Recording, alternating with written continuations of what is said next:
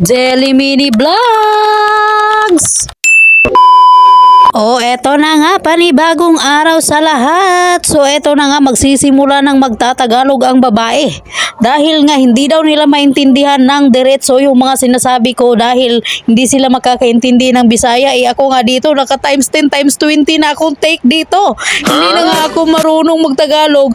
Pina times 10 times 10 pa ako dito. Diyos ko Lord, ilang take na to. So, eto na nga, is magpipili na tayo ng mga labahin natin mga kamamsi. So, pinipili ko lang to dahil nga is hindi ko alam kung kailan to matatapos. Baka aabutan tayo sa pagising ng mga bata, mga kamamsi ko, at iiyak-iyak ito. Ayan na nga, pinipili ko na to dahil nagre-reklamo na si Mr. na wala na daw siyang susuotin na short. Hindi ko alam kung bakit wala na siyang short nga. Ang dami-dami naman to short. Hindi ko alam to. So, sino ba kasi naman hindi magsasabi na wala na siyang short, hindi siya marunong maghahanap ng short niya, mga kamamsi. So, ayun na nga, is pinipili ko na to.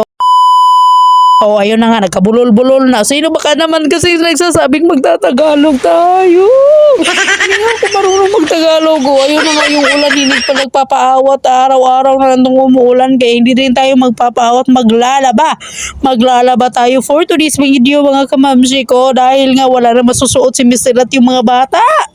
Naku po, ito na yung inuuna ko, mga kamamsi ko. So, inuuna ko yung puti para hindi siya malulubaran, mga kamamsi ko.